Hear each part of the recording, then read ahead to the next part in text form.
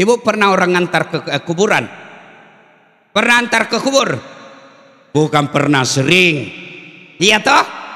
Nah, itu orang kalau sudah meninggal, 3 itu yang ngantar ke ibu, 3. 1 keluarga, anak, istri, suami, teman, karib, datang tim sukses, datang semua ngantar.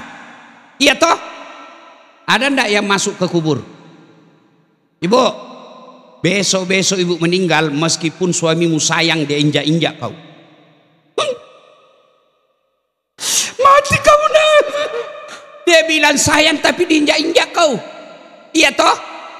Iya. Bujur kalau bujur banar, kada bisa dilawan jar. 2 yang mengantar harta, keluar mobil, motor, keluar semua. Ada yang masuk di kubur? Ada? Ada. Apa? Kain kafan. Ini baju seragam PGRI-mu yang ada obornya. Nggak bisa kau pakai. Kenapa? Obornya dalam kubur nggak mempan. Ya, kain kafan bu, bukan kain sutra. Mulai paling kaya sampai miskin sama kainnya, kain kafan. Nggak ada kantongnya, kada ada, kada boleh. Ya, yang ketiga ngantar amal. Inilah yang setia. Amal ada 2, buruk, jahat. Amal baik, amal buruk. Masuklah dia, dikuburlah kita. Ketika sudah dikubur, pengantar bulik, mobil bulik, suami kawin lagi.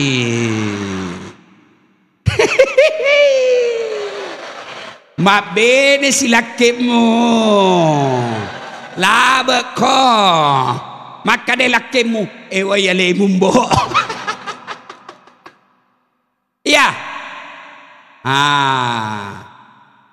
Ketika tuan-tuan masuk kubur, kada bisa lagi sholat. Guru Mahmud kada bisa lagi ngaji. Dasat Latif kada bisa lagi ceramah. Ibu bapak guru kada bisa lagi ngajar. Tinggallah amalmu yang 3 mengalir terus meskipun kau sudah tulang belulang.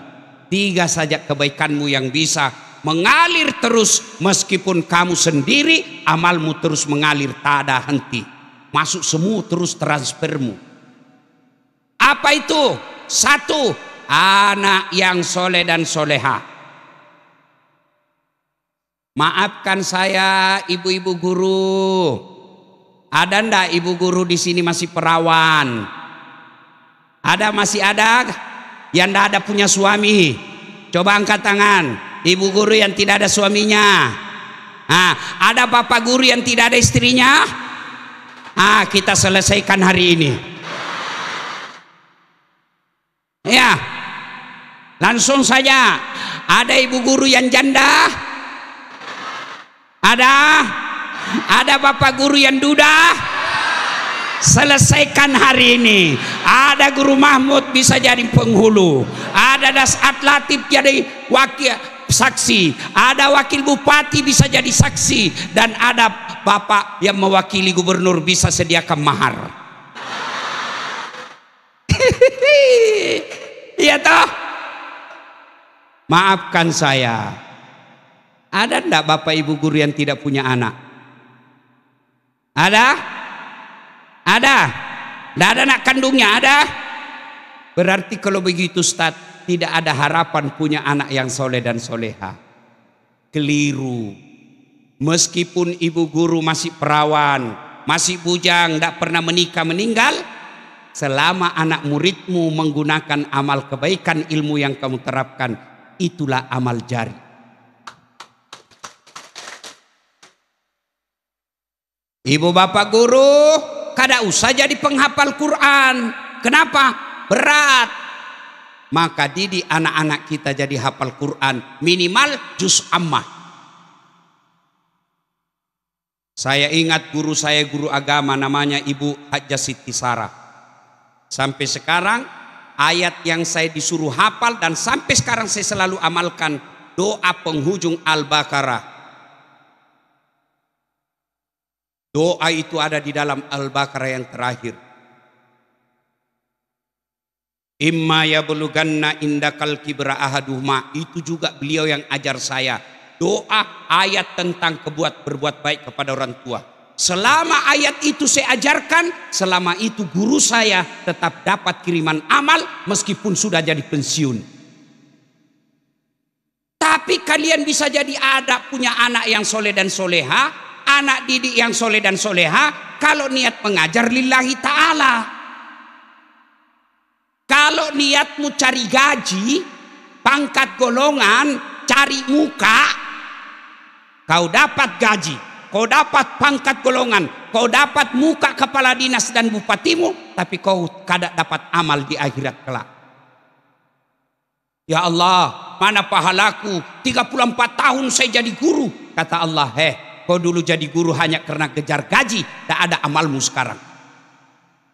Maka ketika mengajar, pergi ibu mengajar, selalu berdoa. Duduk kau dulu di kursi, menghadap kau ke kiblat, padecengin niatmu, bersihkan niatmu, ajak ucapkan niat. Jangan kau salah niat, karena jadi guru nilainya di hadapan Allah sama nilainya mubalik, cuma guru itu dalam kelas, mubalik di mimbar. Jangan sedikit-sedikit protes, mogok mengajar. Kalau kau mogok mengajar, tidak dapat kau pahala. Yaitu guru-guru dulu, tidak ada tukin. Ya, tidak ada tambahan-tambahan honor, tapi tidak pernah ribut. Maka anak-anak didiknya menjadi orang hebat. Kenapa? Dia dapat ilmu dari guru yang ikhlas. Ibu-ibu, oleh ibu, keliru jadi guru kalau ibu mau kaya. Keliru. Kalau mau jadi kaya, jadi pengusaha. Jadi PNS, jangan kau pikir kaya. Karena kalau kau cari kekayaan PNS, pasti kau jadi maling dan pencuri. Saya pernah ceramah di depan Kapolri. Siapa bilang negara Islam tidak syariat? Islam ini ditegakkan syariat di Indonesia. Haji kau difasilitasi oleh negara. Bahkan kalau kau mau haji disubsidi oleh negara. Subsidi itu artinya ditambahi uangmu. Diurus pesawatmu. Negara Yaman, negara Muslim, pergi haji sendiri. Dan diurus. Sholat di Indonesia tidak ada pernah dilarang sholat. Bahkan dibikinkan ke masjid. Itulah Masjid Agung dan Masjid Raya. Mau kau bikin pesantren, tidak pernah ada larangan. Bahkan hampir pesantren banyak yang tidak punya izin bangunan. Masjid, kau pergi Saudi, tidak mungkin kau bikin masjid kalau tidak izin dari raja. Di Indonesia carikan masjid, mungkin masjid ini juga tidak ada IMB-nya. Itu negara kita ini negara paling syariat. Satu aja yang tidak dilaksanakan di Indonesia syariat Islam. Apa? Potong tangan kalau mencuri. Kenapa? Karena kalau ini diterapkan, dipotong semua tangannya pegawai. Minimal kau curi kertas di kantor, kau ambil kertas printer, itu dipotong tangan. Ini negara kita, maka kita bersyukur. Caranya, kalau dia guru, bersyukur dengan cara apa? Mengajar yang baik. Dan kalau mau mengajar yang baik, niatkan, saya bukan cekal semata-mata cari gaji. Saya bukan semata-mata cari pangkat golongan. Semata-mata, bukan itu saja. Tapi saya mau amal jari aku nanti dikubur. Bayangkan bu, satu anak yang tadi tidak tahu membaca. Membaca tulis Latin. Tidak tahu membaca Quran. Ibu ajarkan anak ini, lalu dia gunakan ilmu itu sepanjang hidupnya. Dia jadi mubalik seperti Dasat Latif. Maka ibu dapat pahala seperti pahala ustadz tanpa ibu jadi ustadz. Itu enaknya jadi guru. Maka setiap mau pergi mengajar, pakai singin niatmu, luruskan niatmu. Caranya, operasionalnya, prakteknya, duduk kau dulu di kursi. Menghadap kau ke kiblat. baru baca kok itu doa. Inna sholati wa nusuki wa mahyaya wa mamati lillahi rabbil alamin. Usap dadamu, baru menghadap kau, keluar kau ke pintu, baru kau baca doa. Bismillahi tawakkaltu alallahi la haula wala quwata illa billah. Kaki kananmu dulu, maka kata Nabi seluruh langkah-langkahmu jadi pahala. Cuma kita mau kepingin mengajar update status.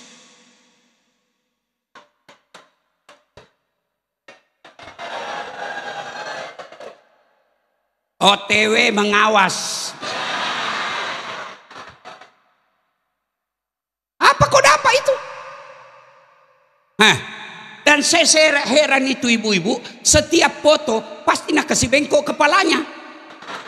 Dan naik jarinya 2. Apa maksudnya? Siap poligami. Lebih parah lagi kalau nak kasih keluar lidahnya. Kenapa guru begitu? Itu saja sudah tidak patut digugu. Ya, Pak, Bu, ibu meninggal, anaklah yang doakan kita.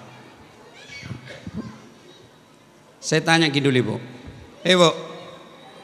Ibu guru, kalau ibu guru meninggal siapa yang doakan? Suami.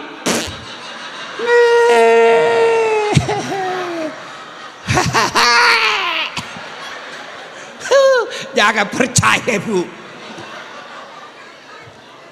Oh, kawan saya di Makassar, saya sama-sama haji, meninggal istrinya, mendadak meninggal istrinya. Nangis sampai bengkak matanya. Nggak bisa lagi saya lanjutkan hidup gini, Ustaz. Ini istri saya yang membuat saya sukses berdagang begini, Ustaz. Saya dalam hati, barusan saya dapat ini suami begini. Biasanya kan menangis sedikit saja, ini sampai bengkak matanya. Hebat ini bapak ini. Separuh jiwaku rasanya lepas, Ustaz. Belum 3 bulan saya pergi jogging di lapangan Karebosi. Ketemu saya itu bapak teman hajiku. Ada perempuan di sampingnya, putih, tinggi, tidak pakai jilbab, panjang rambutnya, jalan sampingnya. Lewat ku kopi, Haji, ni gero. Siapa itu Haji? Nak bilang, yang baru, Ustaz. Ibu, daripada urus suami begini, Bu, mending urus anak. Jaga anakmu, ya. Oh, masya Allah, Bu.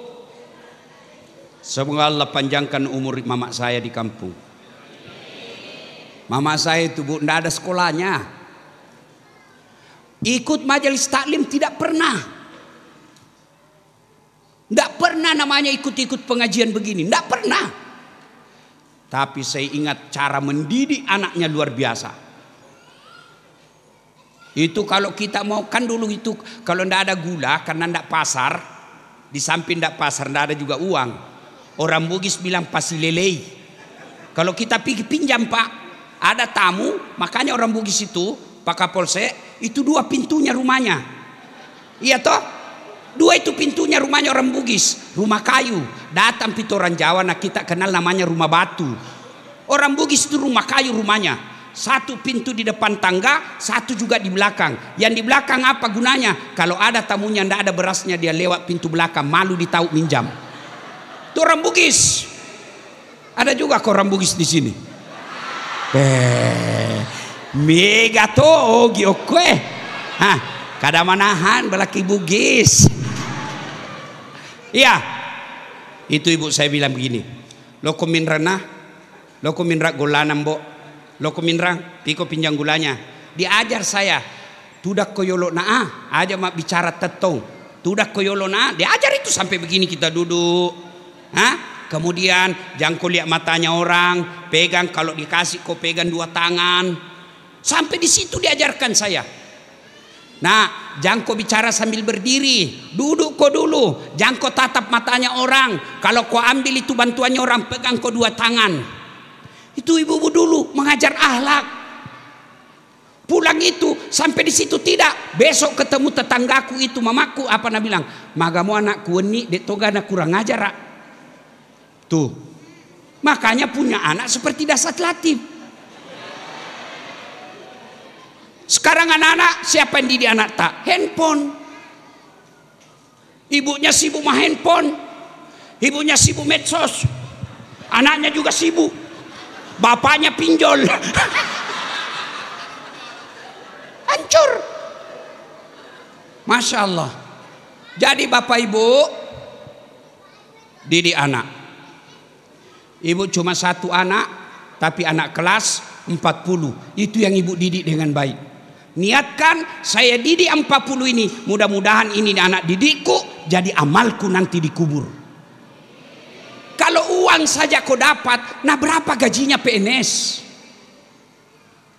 Itu PNS pak. Oh, tanggal 1 tanggal sampai tanggal 10 makannya apa? Sari laut.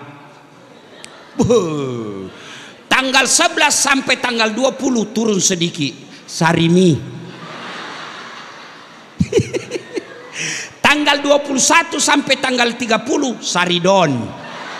Sakit kepala cicilan belum lunas. Ya, tapi alhamdulillah kita ini masyarakat miskin Indonesia tenang. Sepanjang jalan ini tadi saya baca di medsos, senang sekali perasaan saya pak. Kenapa? Pernyataan dari aparat pemerintah mengatakan masyarakat yang belanja di atas 20.000 per hari berarti dia tidak termasuk kategori miskin. Baik. Berarti kaya sudah semua kita ini. Karena tidak mungkin di bawah 20.000 belanja tak. Iya toh? Tapi saya bilang tidak masuk akal juga ini kayaknya ini. Masa 20.000 belanja? Nah anak suami, istri, anak 2 tidak mungkin di bawah 20.000. Iya toh? Satu aja makan itu berarti mie rebusnya saja bisa dimakan itu kalau 20.000. Ada lagi dia bilang alhamdulillah dapat subsidi rumah. Tapi dikoreksi lagi. Yang bisa mendapat bantuan subsidi rumah pegawai negeri yang punya gaji di atas 11 juta.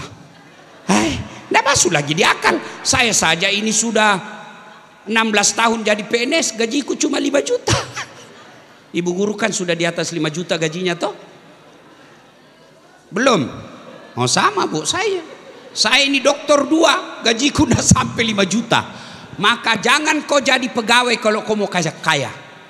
Tapi kita jadi guru, kenapa? Karena kita mau menjadi pelita di hadapan kehidupan bangsa. Makanya disebut pahlawan tanpa tanda jasa. Itulah guru.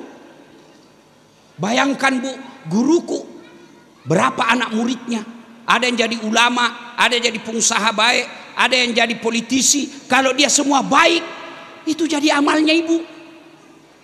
Maka hari ini, pada hari perayaan Tabligh Akbar kali ini, pulang rumah, luruskan niat. Saya mengajar bukan semata-mata cari fulus gaji, tapi saya mengajar, saya memperbaiki anaknya orang. Mudah-mudahan itu jadi anakku nanti ketika dikubur.